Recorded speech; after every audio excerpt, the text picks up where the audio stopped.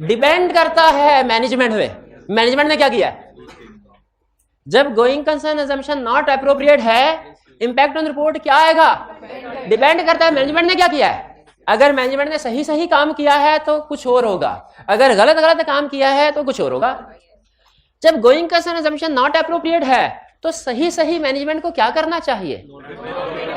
Financial statement prepare करनी चाहिए non going concern basis पे। फाइनेंशियल स्टेटमेंट्स प्रिपेयर करनी चाहिए नॉन गोइंग कंसर्न बेसिस पे। नॉन गोइंग कंसर्न बेसिस को अल्टरनेट बेसिस भी कहते हैं, लिक्विडेशन बेसिस भी कहते हैं, ब्रेकअप वैल्यू बेसिस भी कहते हैं। तो मैनेजमेंट को फाइनेंशियल स्टेटमेंट्स प्रिपेयर करनी चाहिए नॉन गोइंग कंसर्न बेसिस पे।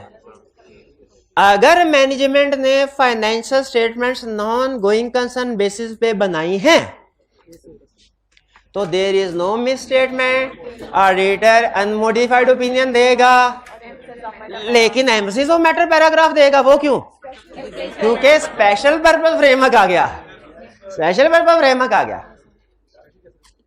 नॉन गोइंग कंसर्न बेसिस हो गया ना, तो रूटीन से हटके हो गया ना, रेगुलर तो नहीं है।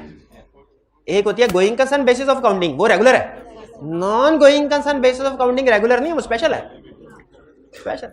और अगर मैनेजमेंट ने फाइनेंशियल स्टेटमेंट गोइंग कंसर्न पे बनाई है तो फिर ये मिस स्टेटमेंट है। अगर इसका इफेक्ट अगर मगर नहीं करनी, इसका सीधा इफेक्ट ही परवेसिव होगा। सारी फाइनेंशियल स्टेटमेंट ही उड़ गई है। तो एडवर्स ओपिनियन। स्टूडेंट कहने का सर गलत पढ़ाया आपने, मैं नहीं मानता इस कंसेप्ट को। मैंने कहा फिर से सुन ले क्या कंसेप्ट समझाया है। मैंने ये समझाया है कि अगर going concern assumption not appropriate है, समझाए ना हमें प्लीज। हमें भी समझाया करें।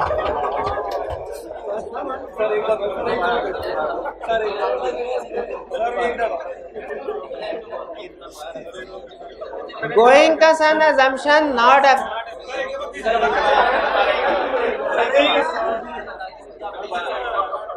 मुझे ना वैसे दो कुएं याद आ गए, लेकिन 5 मिनट एक्स्ट्रा बैठना पड़ेगा।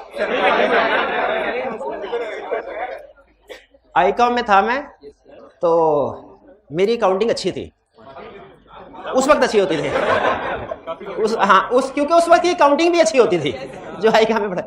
तो मैं एक स्टूडेंट को समझाता था क्वेश्चन, मुझे आज तक याद है। उसके मार्क्स एक पेपर हुए, मेरे मार्क्स आए 78, उसके आए 92। अच्छा, मुझे अपने का जो 2 दुख साथ सो था, उसका दुख मुझे ज्यादा था। मैंने कहा भाई मेरे से समझ में क्या 92 था, मेरे 78। वो पंजाब कॉलेज में था, उसमें हाँ, दूसरी बात नहीं बताने। दूसरी बात सीए के थे, था मॉड्यूल ए में होता था मैथ, तो मेरा मैथ भी अच्छा था उन दिनों। तो सीए के कॉलेज में वो पंजाब कॉलेज वाला साहब नहीं होता था। हाँ, तो एक दोस्त था मेरा उस वक्त भी, उसके बाद दोस्ती खत्म हो गई सुबह के बाद। उसके पास कोई स्टूडेंट आके ना तो मैथ समझती थी। अब आपको पता है हमारा क्या हाल है। मैं कहा यार तेरे को कौन सा मैथ आता है? मैं कहा मुझे अभी टॉपिक बता। अच्छा नहीं, वो समझते मैथ ही थे, समझाता मैथ ही था। नहीं मजे। अच्छा अभी कहानी में ट्विस्ट है। तो मैं बड़ा दुखी फिरता था, जो जज्बात समझ सकता। लेकिन रिजल्ट आया तो अल्लाह का शुक्र अदा किया मैंने। वो खातून पास हो गई थी, वो लड़का दोस्त फेल हो गया था। और ये सच्चा वाकया है, मैंने शुक्र अदा किया। मैं कहा यार तेरा शुक्र है, सफर के शुरू में ही मैसेज मिल गया। हाँ, फिर मैं फेल होने वाले रास्ते पे नहीं गया, फिर चुप करके पास होने वाले रास्ते पे चलता गया। तो going concern assumption not appropriate. हाँ, अब आपके हाथ में फैसला है कि आप किसके नक्शे कदम पे चलना चाहते हैं। हाँ जी, आप खातून बनना चाहते हैं।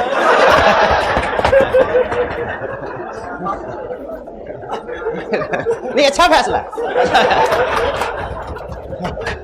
आगे चलते। तो going concern assumption not appropriate है।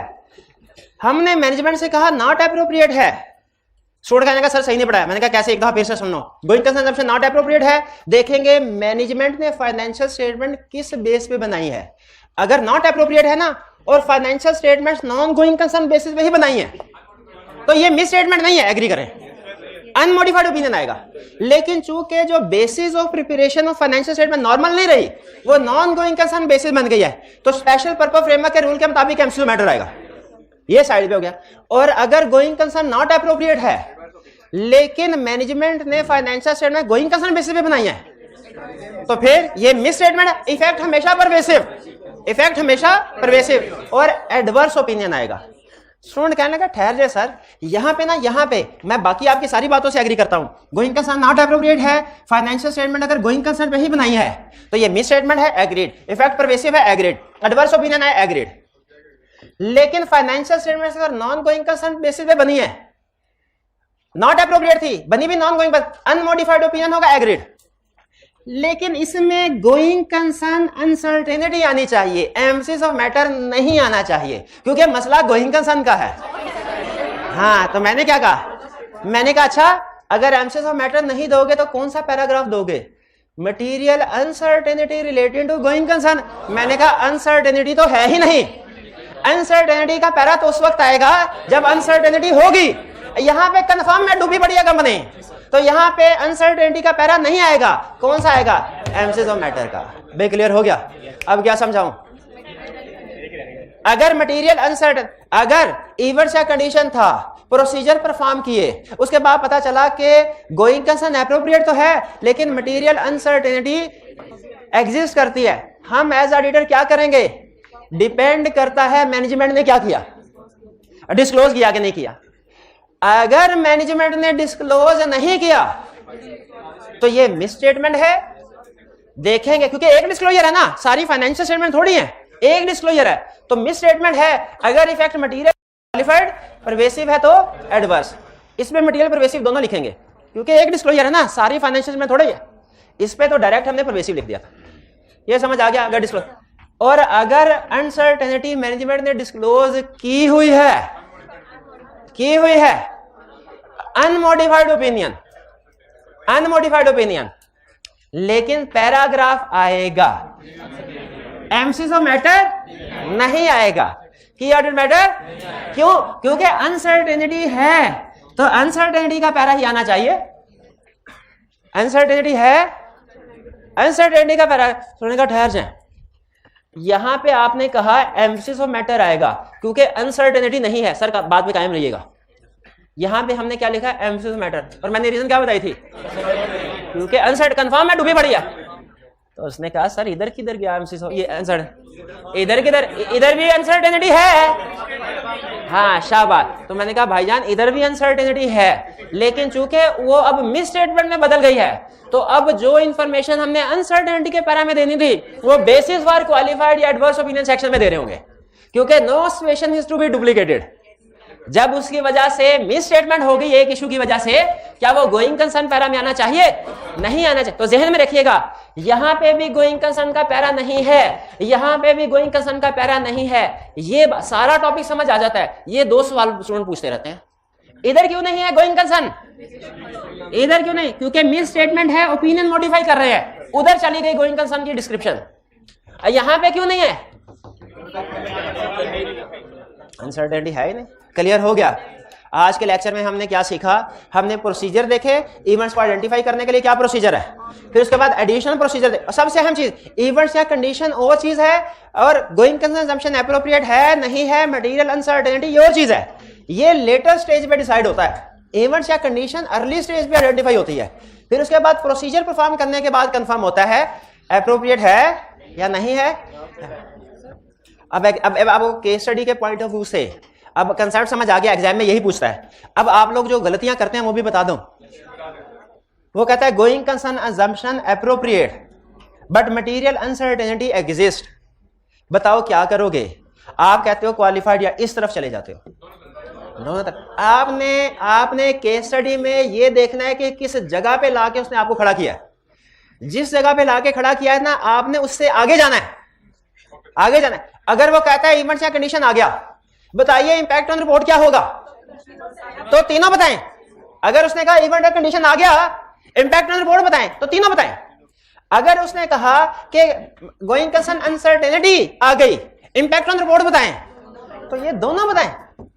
अगर उसने कहा गोइंग कंसर्न अनसर्टेनिटी आ गई, मटीरियल अनसर्टेनिटी आ गई, क्लाइंट ने डिस्क्लोज कर दिया, तो आपने दोनों नहीं बताने, सिर्फ ये बताना है। क्वेश्चन में जिस जगह पे क्वेश्चन लाके खड़ा करे उससे आगे जाना है, बाकी की चीजों को डिस्कस, ये जहन में रखिएगा, ये बात जहन में रखिएगा। क्लियर? अब चुटकी बजाते का काम, क्या इसकी ड्राफ्टिंग तो रह ही गई? किसकी ड्राफ्टिंग रह गई? Material uncertainty related to going concern की। एक तरीका है 5 मिनट में समझाना, एक तरीका है 5 सेकंड में समझाना। 5 मिनट में समझाऊं? सेकंड में? सेकंड सुने, 5 सेकंड शुरू करें। गोइंग कंसर्न की ड्राफ्टिंग ऐसी ही है जैसे एमसीज ऑफ मैटर की ड्राफ्टिंग। गोइंग कंसर्न की ड्राफ्टिंग ऐसे ही, material uncertainty related to going concern की ड्राफ्टिंग ऐसी ही है जैसी एमसीज ऑफ मैटर की ड्राफ्टिंग। पुराने जमाने में ये एक ही खानदान के 2 भाई थे, फिर बिछड़ गए। यूजर ने कहा ये हमें ज्यादा प्यारा है गोइंग कंसर्न अनसर्टेनिटी बाकी के एमसीज ऑफ मैटर से, इसलिए इसको अलग करके ले गए। तो इसकी ड्राफ्टिंग, लेकिन क्या कैसी ड्राफ्टिंग है? इसका मतलब है material uncertainty related to going concern में भी 3 तरह की इंफॉर्मेशन आएगी। क्या? मैटर। अच्छा, मैटर से क्या मुराद है भाई? बताओ कि वो प्रोडक्ट थी, प्रोडक्ट फायर, आग लगी थी, गवर्नमेंट का रेगुलेटरी लिस्ट में से कौन सा मैटर था? फिर नोट बताएंगे। क्या मैनेजमेंट ने डिस्क्लोज किया होगा इसको? किया होगा, ये सारा ये क्लब के गए अभी, किया होगा डिस्क्लोज। और एंड पे आखिरी लाइन क्या होगी? सवाब की नियत से एक दफा पढ़ लें, 2 मिनट से ज्यादा नहीं लगेंगे, इंशाल्लाह मौत नहीं पड़ेगी आपको, इंशाल्लाह। लिखी ना हो मौत। We draw attention to note number X in the financial statement which indicate, देखिए नोट्स का रेफरेंस आ गया, एक चीज हो गई, which indicate that company incurred net loss, ये मैटर आ गया। During the year ended December 31 and as of that date company's current liability exceeded total assets, net liability position आ गई। ये यही 2 मिल गए, ये दोनों फैक्टर इकट्ठे हो गए। मामले को संगीन करने के लिए उसने 2 फैक्टर बता दिए, वरना सिर्फ लॉसेस से ही हमें पता चल जाता था, वरना सिर्फ नेट लायबिलिटी पोजीशन से ही पता चल जाता, लेकिन उसने मसले की संगीनी वाज़ेह करने के लिए इकट्ठा कर दिया।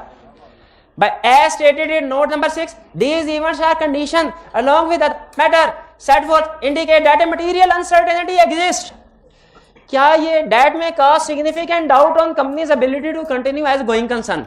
अब आपको पता चला होगा कि जब ऊपर उसने इवेंट्स या कंडीशन बता दिया ये भी, तो साथ में नीचे मटेरियल अनसर्टेनिटी की लाइन क्यों लिखी?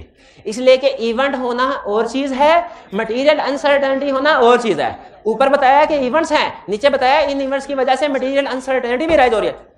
प्रैक्टिकली प्रैक्टिस के जो शातिर चार्टर्ड अकाउंटेंट है वो डंडी कैसे मारते हैं? वो इवेंट्स या कंडीशन बता देते हैं, नीचे मटेरियल अनसर्टेनिटी का लफ्ज नहीं बताते, ताकि यूजर्स को लगे सिचुएशन इतनी प्रॉब्लम नहीं है। मर्ज बता देते हैं, ये नहीं बताते कि पेशेंट मर भी सकता है, कितना संगीन है। तो हमने मर्ज भी बताना है और नीचे ये भी बताना है पेशेंट मर भी सकता है, मटेरियल अनसर्टेनिटी एग्जिस्ट करती है, ये भी बताना है। और एंड पे आखिरी लाइन कौन सी? और ये तीसरी लाइन। क्लियर हो गई?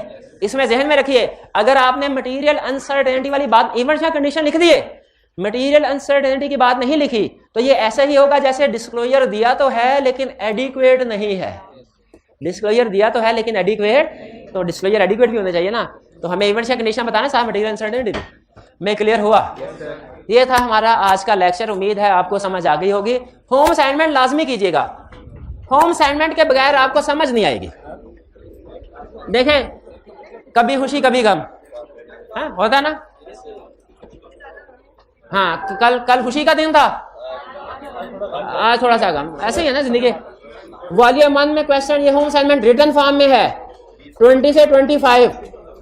वॉल्यूम 2 में क्वेश्चन नंबर 17, 25, 26, 37, ये आपकी होम असाइनमेंट है रिटन फॉर्म में। तो कल ये तो नहीं कहा था सर कल असाइनमेंट का है ही नहीं है? ये असाइनमेंट है तो है, करना है तो भाई करना। जी आज एक मिनट है रे भाई, आज का लेक्चर यहाँ पे खत्म करते हैं हम। अल्लाह हाफिज।